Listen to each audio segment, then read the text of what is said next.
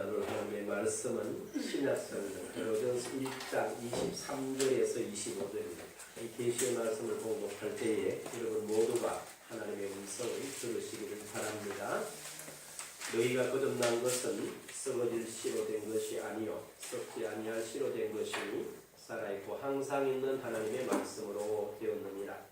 그러므로 모든 육체는 풀과 같고 그 모든 영광은 풀의 꽃과 같으니 풀은 마르고 꽃은 떨어지되 오직 주의 말씀은 세세토록 있도다 하였으니 너희에게 전한 복음이 곧 이 말씀입니다. 아멘.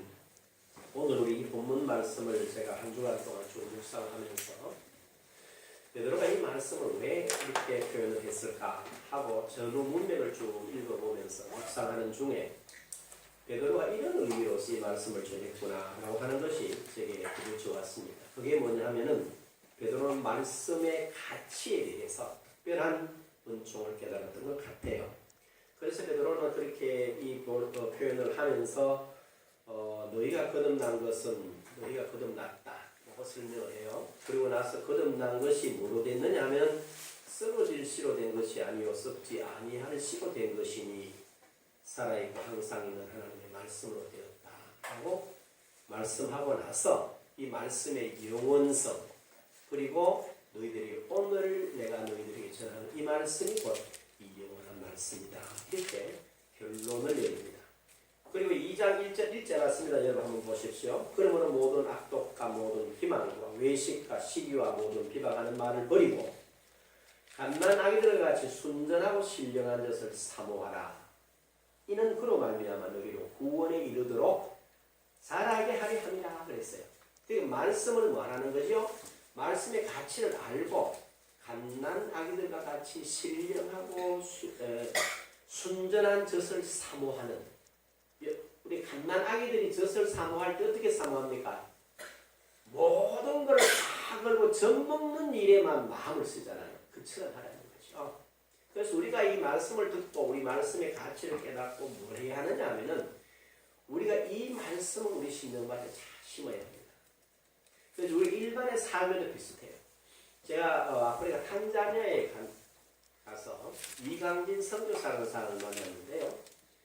이분이 그 후원하는 데가 어디냐 하면 대학교회. 저 앞산 밑에 가면 대학교회라고 있어요. 거기서 보냈는데 제가 갔을 때가 그때가 아마 2000년도가 들었으면서였죠. 갔는데 한 달에 교회에서 얼마를 보내느냐 하면 100만 원 보내죠. 100만 원. 100만 원을 보낸 자기가 그 100만 원 선교를 받아서 탄자니아에서 선교사로 사역하고 있어요. 그냥 놀라운 건 이런 이야기입니다. 이 사람이 갔더니 이런 간증을 해요.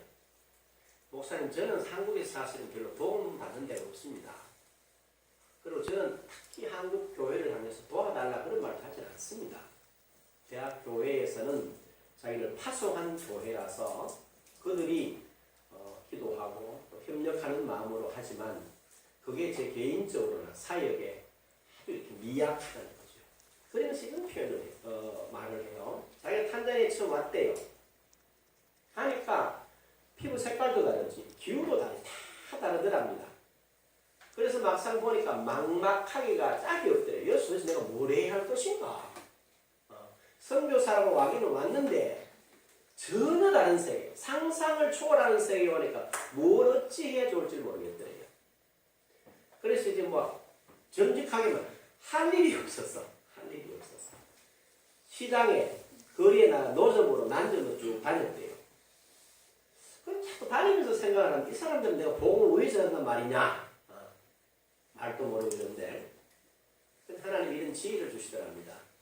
준비를 잘해라. 그러는 거예요. 근데 지금 준비 잘해서 선교사가 왔는데 뭘 준비를 잘합니까? 이 자문자답을 하는 거예요. 그럴 때 하시는 말씀이 네가 이들에게 복음을 전하려고 그러면 얘들의 말을 알아야 될 거 아니냐. 말을 배우라는 거랍니다.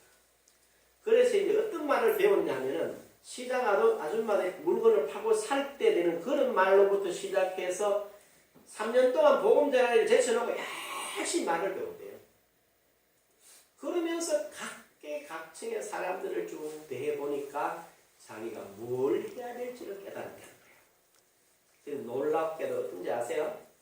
제가 가서 그때 당시에 자기가 운영하는 유치원의 원생만 1250명. 보통 선교사들이 하면 공짜로 합니다. 근데 안 그런데 자기는 다 보용료를 받는데요. 그러니까 1,000원을 정해놓고 1,000원을 받는다는 거야. 그 다음에 이 사람이 또 조금 하면 한 2텀 정도 했는데 초등학교, 중학교, 고등학교를 또 운영을 하고 있어요. 놀라운 것은 탄자니아의 우리로 치면은 교육자원부에서 대학을 하라고 그러는 거예요. 그러면서 뭐 준지 아세요? 땅을 주고 어떻게 일할 수 당신이 계획서만 해도 자기들 힘껏 돕겠다는 거예요. 지금은 꽤 오래됐죠. 한 2000년도에 가서 지금 한 16년 동안 제가 한 7, 8년 동안 교육을 할지 잘 모르겠어요.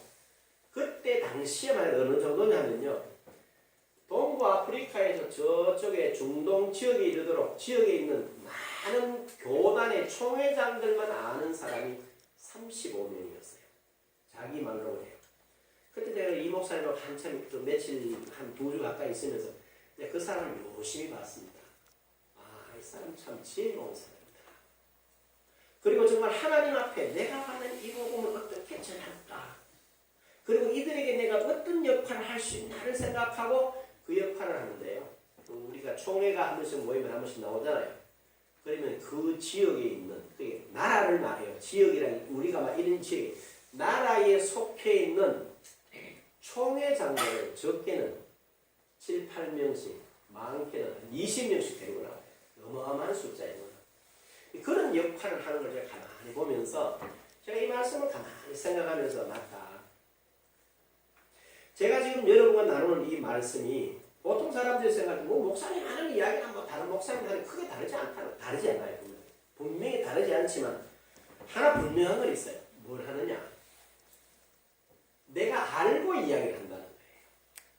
알고 본인이 모르고 하는 경우도 많아요. 왜 알 수 있냐면요. 앞뒤를 딱 맞춰보면 저 사람이 앞에 했는 말하고 뒤에 했는 말이 달라요. 그럼 무슨 말이야? 자기가 무슨 말을 하고 있는지를 모르고 하는 경우도 많았었어요. 제 경우에 그랬었어요. 그러나 지금은 뭐냐? 아니다. 분명하게 알고 한다는 거죠. 그래서 우리가 뭘 해야 될 것이냐? 여러분 잘 보십시오. 우리가 예를 들어서 제가 요즘 젊은 부부들이 이렇게 보면 참 신기합니다. 애를 이제 일단 이렇게 임신을 하게 됩니다. 그러면 그 아이가 이제 성별을 과학적으로 알겠죠. 그러면 그 아이가 태어나기도 전에 모든 것들을 뭐합니까? 거의 완벽하게 준비를 합니다. 그래서 그 아이가 태어나면 곧바로 먹일 것, 입힐 것까지 싹 다 준비를 해요. 그것만 합니까? 그 아이가 자라서 어떻게 공부할 건지 보험까지 다 들어요, 애들. 그래서 가만히 보면서 참 신기한 사람들이다. 이런 생각을 합니다. 그게 바로 뭘 말하느냐면요. 신생아를 위해서 그 젊은 부부가 그 아이를 준비하는 그걸 가만히 보면 그냥 듣고 배워서 해요. 간단하게 말하면. 옛날에 우리 어머니들이 우리를 키우던 그런 정성은 별로 없어요. 그러나 걔들이 이걸 하나하나씩 배워서 부모로서의 역할을 참 잘하더라는 거죠.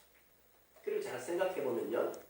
우리 대부분의 제 세대, 50대, 그 다음 60대 이런 분들 또 지금 40대 중반 정도도 그렇죠. 부부간에 결혼해서 10년, 15년, 20년 살고 대부분 사람들 별로 행복한 사람이 많지 않아요. 대부분 다 보면 원망하고 불평하는 경우가 많습니다. 왠지 아세요? 이유는 간단해요. 부부는 그냥 나이 먹고 부모가 도와주고 자기들이 좋아서 결혼하는 걸로 끝나는 게 아닙니다. 그때부터 뭘 해야 되느냐 하면은 부부는 부부됨에 대한 부부가 뭐인가 결혼이 뭔가라는 공부를 시작해야 돼요. 아내는 뭘 하고 남편은 뭘 하고 내가 시집과의 관계는 어떻고 나는 친정과의 관계는 어떻게 해야 되고 나는 우리 본가와 우리 처가의 관계 이렇게 부부가 같이 공부하면서 공유해 나가면 그 사람들은 결코 서로 원망하거나 불평하거나 그러지 않아요. 왜? 남남이 만나서 서로가 서로를 이해하고 도우고 협력해 나가면 평생 뭐 하면 살겠어요? 감사하며 살겠죠. 그런데 우리는 그렇지 못했어요. 그냥 결혼하고 어른들 밑에서 시킨대로 하면 된다라고 생각하고 살았단 말이에요. 살고 보니까 그 10년, 20년, 30년 살고 나니까 뭐만 남았어요? 그저 그렇게 얼마나 참 부부가 마땅치 않으면 부부는 전생에 누가 만났다고 그래요? 원수가 만났대. 이런 식의 말까지 해야 되는 아주 비극이 있다는 거죠. 이런 모습들은 합당치 않아요. 그럼 결국 뭐 때문에 그러냐? 그게 전혀 뭐가 안 된 거예요. 부부가 뭔지도 모르고 가정이 뭔지도 모르고 부부가 뭔지도 모르고 그저 아이 놓고 크니까 키워가는 이러면서 세월을 늙어가는 본인이 안타까운 거죠. 신앙도 크게 다르지 않다. 저는 그렇게 요즘은 생각합니다. 여러분 잘 보십시오. 마태복음 5장 48절을 보면 이런 표현이 있어요. 너희 아버지 온전하신 같이 너희도 뭐해라? 온전하라. 한번 상상을 해보셔야 됩니다. 저와 여러분이 도대체 누구이기에 성경에서 예수께서 말씀하시기를 너희 아버지 온전하신 같이 너희도 뭐하라? 온전하라. 그러면 우리 보고 온전할 수 있다는 말입니까? 온전할 수 없다는 말입니까? 온전할 수 있다는 말입니다. 그러면 저와 여러분들이 신앙생활을 산상수훈을 수없이 읽었을 텐데 그 말씀 보자 하나님 그러면 도대체 아버지께서 내게 원하시는 온전함에 대한 내용과 방법은 무엇입니까? 라고 묻고 그 방향으로 들려줬어야 됩니다. 그럼 여러분 한번 생각해 보십시오. 우리 스스로 온전할 수 있다고 믿어본 적이 있으세요? 없으세요? 성경 읽을 다문식하면 이 말은 무슨 말인고? 라는 생각을 했지. 내가 정말 온전한 사람이 되라고 주님이 말씀하셨구나. 그럼 나는 그 일을 할 수 있다는 말이구나. 그럼 나는 이 일을 위해서 어떤 내용으로 어떤 모양으로 예수고 힘쓴 적이 있느냐는 거죠. 여러분 별로 나무라고 싶잖아요. 목사인 제가 이런 질문을 거의 해본 적이 없더래요. 이건 아주 심각한 이야기예요. 그 다음에 보십시오. 디모데후서 3장 16, 17절 분명히 이렇게 되어 있습니다. 모든 성경은 하나님의 감동으로 된 것으로 교훈과 책망과 바르게 하는 것 의로 교육하기 뭐하니? 유익하니. 그 다음에 이는 하나님의 사람으로 모여 온전케 하며 모든 선한 일을 행할 능력을 갖추게 하며 합니다. 놀랍지 않아요? 저와 여러분 모든 하나님의 사람으로 온전케 하며 모든 선한 일을 행할 능력을 갖추게 하려 합니다. 그렇게 됐어요. 저와 여러분 한번 생각해 보셔야 됩니다.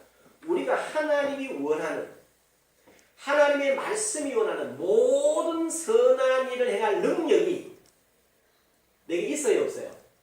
우리는 대부분 첫 번째 답이 목사님 선한 일을 하려고 하면 뭐가 있어야 되죠? 첫 답에서 돈이 있어야 목사님 하지 힘이 있어야 이렇게 돼 있어요. 그러나 성서는 그렇게 말하지 않아요.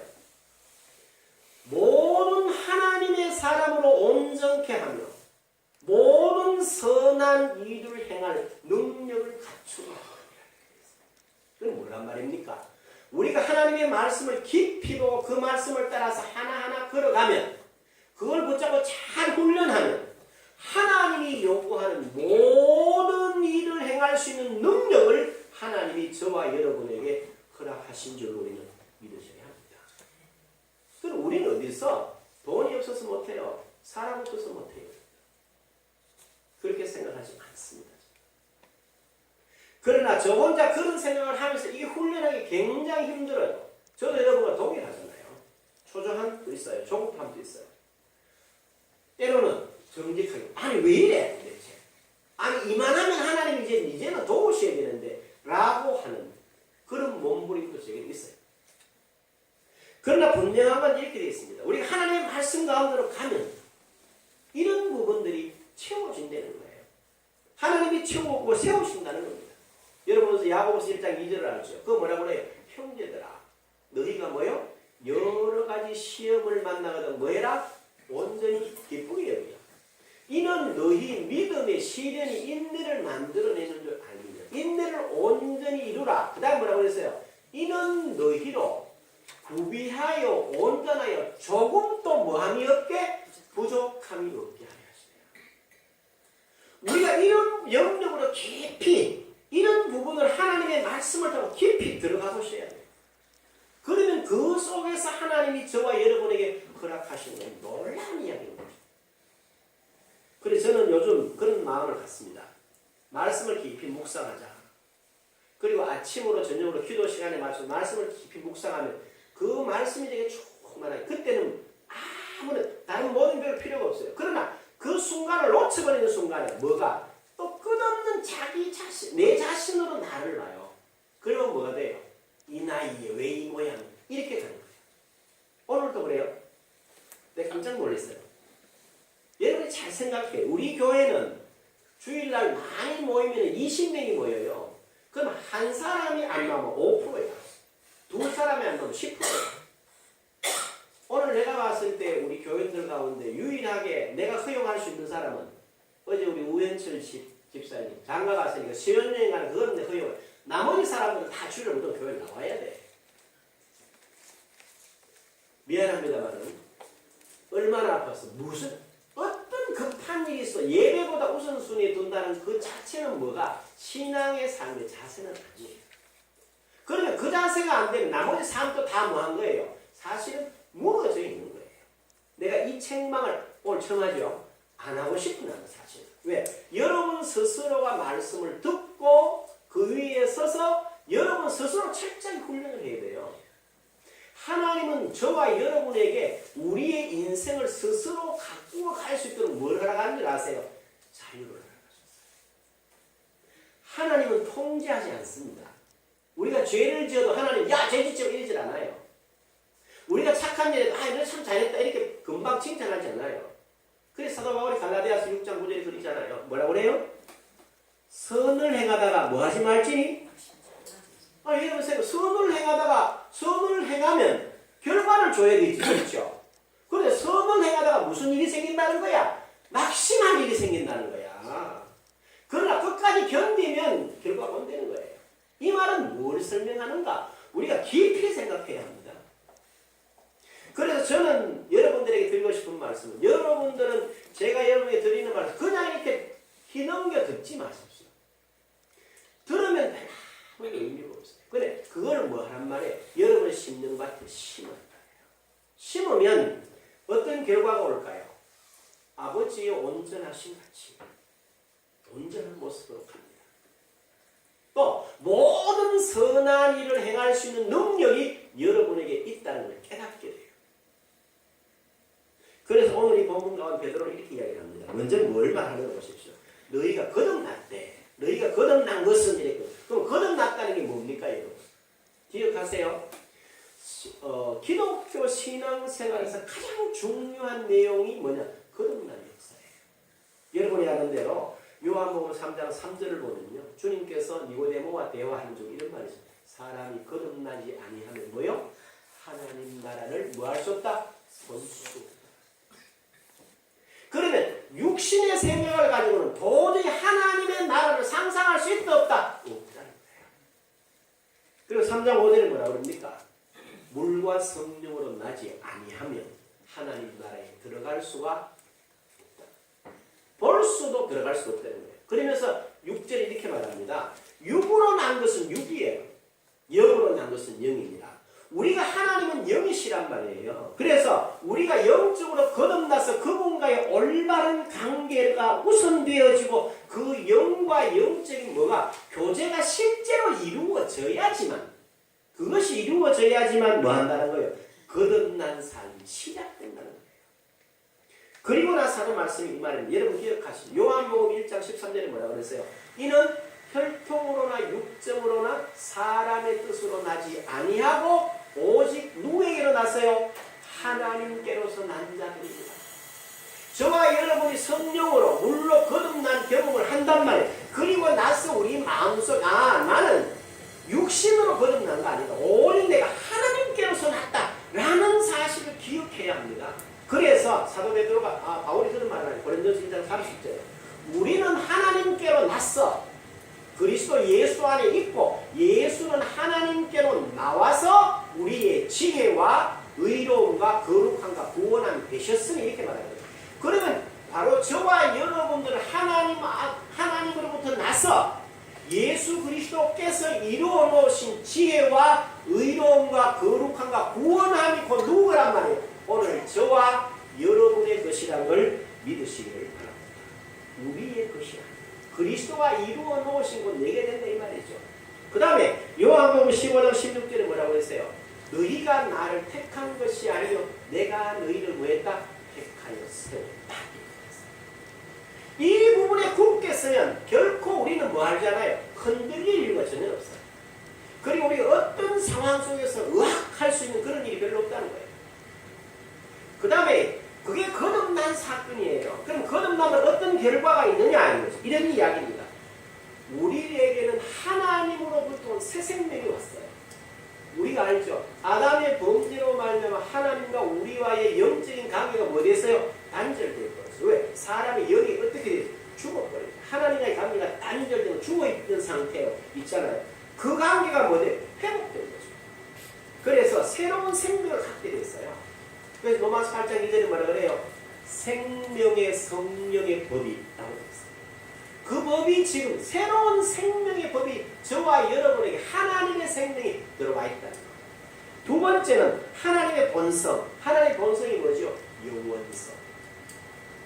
하나님의 영원한 본성이 저와 여러분이 거듭난 순간에 우리 속에 있다는 거예요. 세 번째는요, 하나님의 사랑입니다. 우리가 깊이 생각해 보면 돼요. 하나님의 사랑을 깊이 생각하고 그 사랑이 내게 깨달아져야지 신앙생활을 제대로 할 수 있습니다. 말씀을 왜 지키느냐? 제가 이 말씀을 왜 말씀을 지켜야 되지? 그래서 굉장히 힘들어했었어요. 그러나 깨달은 바가 있어요. 신명기서 6장 4절을 보면 이렇게 되어 있습니다. 이스라엘아 들으라. 우리 하나님 여호와는 오직 유일하신 여호와시니 너는 마음을 다하고 뜻을 다하고 힘을 다해 주 너희 하나님을 뭐해라? 사랑하라. 오늘날 내가 내게 명한 이 말씀은 너는 마음에 뭐하고 새기라. 그 다음에 내 자녀에게 부지런히 가르치는데 집에 앉았을 때 일어날 때 누웠을 때 길 갈 때 항상 가르쳐라. 그 다음에 뭐라고 해요? 내 손목에 매여 기울어서 미간에 붙여 표를 삼고 내 집 문설주와 바깥문에 기록하라. 이 말이 뭔가? 우린 참 그걸 지켜야 되는데 부담감으로 보니까 그랬는데 그게 아니야. 마음을 다하고 뜻을 다하고 힘을 다해 주 너의 하나님을 뭐해라? 사랑해라. 하나님 사랑하면 이 말씀을 지키는 건 전혀 어렵잖아요. 예? 그래서 요한복음 15장 10절에 주님 그렇게 말씀하신다고. 뭐라고 그러신지 아세요? 내가 아버지의 계명을 지켜 그 사랑 안에 거한 것 같이 너희도 내 계명을 지키면 내 사랑 안에 뭐하리라? 거하리라. 우리가 하나님의 말씀을 이거 참 게을러 보니까 못 지키는 거예요. 안 지키면 벌 받고 지키면 복 주고 이런 내용이 아니야. 사랑하는 아버지가 아들에게 허락하신 모든 은총 가운데 거하고 누릴 수 있는 내용을 말씀하신 사랑의 서신. 이게 징계하는 지키는 복주강을 보관 그런 내용이 아니더라고요. 바로 그러한 영역에서 뭐냐? 하나님의 사랑. 그 사랑의 마음을 옮기시다. 묵상. 그때부터 달라지는 거예요. 네 번째는 하나님의 자녀들의 권세를 깨닫게 됩니다. 거듭나게 되면. 다섯 번째, 하나님의 능력을 가졌다는 걸 알게 돼요. 여러분 기억하시죠? 마태복음 17장 20절을 보면요. 주님께서 벼라산에서 내려오셨어요. 그때에 간질하는 아이 아버지가 주님께 와서 이렇게 말합니다. 선생님, 내 아이가 어릴 때부터 간질을 했는데 당신 제자들에게 데리고 고치지 못합니다. 그래서 주님 데려와라. 고쳐줬어요. 제자들이 질문을 합니다. 선생님, 선생님은 되는데 왜 우리는 안 됩니까? 이렇게 질문했어요. 그때 주님 뭐라고 말씀하세요? 너희의 믿음이 작은 영이다. 만일 너희에게 믿음이 겨자씨 하나만큼만 있어도 너희가 뭐 할 일이 없다? 못할 일이 없느니라 그랬었어요. 겨자씨가 더 적은 그런 믿음이 있었단 말이에요? 없었단 말이에요? 있었다는 말이에요. 그러면 그 사람들이 그걸 행할 수 있는 뭘 가지고 있다는 거예요? 능력을 가지고 있다는 거예요. 이처럼 거듭난 심령은 바로 이렇게 되어 있다는 겁니다. 그리고 거듭난 새 사람 된 우리가 영원하신 말씀의 가치를 깨닫는 순간 우리는 전혀 다른 셈입니다. 제가 지난번에 이렇게 프랑스를 가서 이렇게 돌아오는 길목인데요. 참 재밌는 애를 한번 만났어요. 아프리카에 들어오는 길에 비행기를 갈아타야 되는데 시간이 한 14시간이 남아요. 이게 어떻게 하지 생각하다가 그 도골공항에 이렇게 나오니까 말이에요. 쭉 안내 데스크가 쭉 있어요. 그거 보니까 명함이 많이 붙어 있어요. 근데 재밌는 건 그거 뭐라고 붙어 있는지 아세요? 남대문 하숙집, 동대문 하숙집, 또 신촌 이런 식으로 우리나라 명함이 쭉 붙어 있어요. 그러니까 전화를 했어요. 전화를 했더니 학생이 왔더라고요. 그래서 우리가 사실 이런 사람들인데 우리 좀 도와줄 수 있겠네요. 목사님 그거 잠깐 기다리십시오. 제가 몇 번 게이트 앞으로 가겠습니다. 이러더라고요. 그리고 차를 가지고 바로 왔어요. 그래 바로 왔는데 물어봤어요. 우리 목사들인데 아프리카 갔다 온다. 지금 우리 저녁에 200일 타야 될 때가 시간이 12시간이 있다. 어떻게 도와주시나요? 우리를 이 파리도 관광도 시켜줄 수 있느냐 그랬더니 정직하게 말해요. 목사님 좀 많은 것 같지만 차 렌트하고 식사 대접 다 합치면 두 분이 합쳐서 목사님 50만, 당신 50만 돼. 둘이 합쳐 100만 원. 그 100만 원 주고 구경을 다 하고 갈 건지 안 가라고 선택하라는 거. 가만 생각해보니까 자주 갈 수 있는 건 아니잖아요. 그러면 그렇게 하자 하고 돈을 1,000불을 줬어요. US 달러. 줬는데 그리고 얘가 쭉 가면서 이제 쭉 이런저런 이야기를 쭉 물어봤어요. 너 언제 왔는데? 자기는 서울에서는 전문대학을 다니다가 이쪽으로 왔대요. 그동안 여기 와서 가만히 생각해보니까 여기 수많은 외국 사람들이 와가 있고 공부하고 있는 자기가 꼭 공부를 해서 한국에 돌아가야 될 이유가 별로 없더래요. 그래서 뭘 하느냐? 지금은 파리는 가면 대학이 1대학, 2대학 이런 식으로 좀 있다. 어느 대학에 다니는데요. 3학년이에요. 근데 걔들은 공부를 목요일까지만 한대요. 그러면 금, 토, 주일은 뭐 하느냐? 한국에서 온 관광객들, 우리같이 전화 오는 사람들을 만나가지고 가이드를 해서 학비도 버리고 생활비도 버리고 돈 버리고 이거 산다는 거야. 그래서 제가 가만히 잘 떠봅니다. 그 자리에 가서 저희들 같이 하루를 하는 사람, 1박 2일 할 사람, 3박 4일 할 사람, 일주일 코스를 딱 정해놨다는 거야. 그래 딱 계산을 딱 이렇게 이야기를 하더라고요. 그게 바로 뭘 말하는 거야. 생각해서 얘 참 똑똑다. 그러면서 뭘 느꼈냐. 바로 우리가 하나님의 말씀의 가치를 알면 어느 자리에서도 어떤 모양으로라도 우리가 당당하게 쓸 수 있어요. 가장 중요한 게 뭐냐면요. 저와 여러분들은 우리가 오늘 본문 앞에 교동문을 읽었으면 창세기 1장 26절, 7절, 8절 보십시오. 하나님이 이르시되 우리의 형상을 따라 우리의 모양대로 우리가 사람을 만들었다. 그들로 뭐라고 그랬어요? 바다의 물고기와 하늘의 새와 가축과 온 땅과 땅에 움직이는 모든 것을 뭐하자? 다스리게 하자 하시고. 우리는 그걸 그냥 읽는단 말이에요. 아니거든요. 하나님 처음 사람을 만드셨을 때 그들에게 하나님 만든 모든 피조물을 다스릴 수 있는 통치권을 줬다는 거야. 그렇죠? 그 다음에 이게 어디 안에서? 예수 안에서 회복이 되어 있어요. 우리가 오늘 아침에도 외웠습니다. 에베소 1장 22절에 분명히 뭐라 그래요? 또 만물을 그 발 아래 복종시키시고 그를 만물 위에 교회의 머리로 삼으시고 그 다음에 뭐라고 그러셨어요? 교회는 그의 몸이니 만물 안에서 만물을 충만케 하시는 자의 뭐이다? 충만이다. 그러면 창세기 1장 26절, 27절, 28절이 오늘 예수 믿는 저와 여러분 안에 성취되어 있다.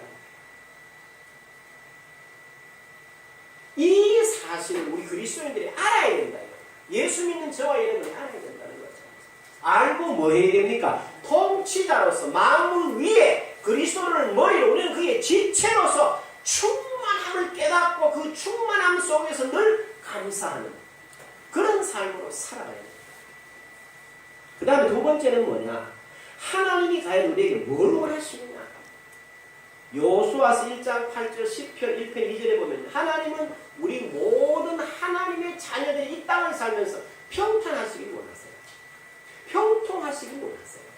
그리고 모든 일이 형통한 삶을 살기를 하나님이 원하신다는 말이에요. 왜? 그분은 저와 여러분이 뭡니까? 아버지시오. 오늘 과연 우리가 돌아보면 내 자신을 돌아보고 여러분을 참 돌아보죠. 우리가 과연 그런 생각을 가지고 거기에 내 몸이 들여지고 있나? 그 말씀에 내가 서 있나 했죠. 들을 때는 그런가 이렇게 하니 나가면서 뭐하나 다 잊어버린다고 자랑 삼아요. 목사님 나는 들어가면 들을 때는 좀 이렇게 하는 나가면 다 잊어버립니다. 그건 자랑 아니에요. 그건 바보들이 하는 소리야. 듣고 기억하셔야 돼요. 그리고 그걸 어디다가 마음밭에다 심으셔야 합니다. 뿐만 아닙니다. 말씀을 자세히 보면 놀랍죠. 10편 19편 7절에 제가 한번 이 내용을 다 한번 들어보면 여호와의 율법을 완전하여 영혼을 소성시킵니다. 영혼을 다시 살립니다. 그 다음 뭐라고 했어요? 여호와의 증거는 확실하게 우둔한 자로 지혜롭게 하며 여호와의 교훈은 정직하여 마음을 기쁘게 하고 여호와의 계명은 순결하여 눈을 밝게 하시도다. 여호와를 경외하는 도는 정결하여 영혼까지 이르고 여호와의 법도는 진실하여 다 의로우며 10절에 이렇게 말합니다. 금 곧 많은 정금보다 더 사모할 것이며 꿀과 송이 꿀보다 더 달도다 하였어요. 우리가 금, 순전한 순금보다 더 사모하고 찾아야 할 게 뭐라고요? 하나님의 말씀이라는 사실을 가르치고 있어요. 우리가 하나님의 말씀의 가치를 어디까지 놓고 있나 보시는 거예요. 전혀 다르죠. 그리고 시편 23편 3절에 뭐라 그럽니까? 내 영혼을 다시 살리셔서 뭐를 위해서? 자기 이름을 위하여, 하나님의 이름을 위하여 나를 어디로 인도하세요? 의의 길로 인도하시는도다. 확실한 이야기죠. 이런 영역을 우리가 왜 걸어가야 된다는 것입니다. 이렇게 저와 여러분들이 그리스도 안에서 회복된 모습, 그리고 거듭난 우리의 이 모습을 우리는 뭐 하셔야 돼요? 깨닫고 아셔야 돼요.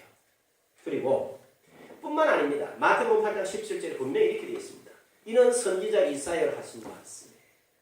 우리의 연약한 걸 담당하시고 병을 짊어지셨도다 함을 이루셨도다.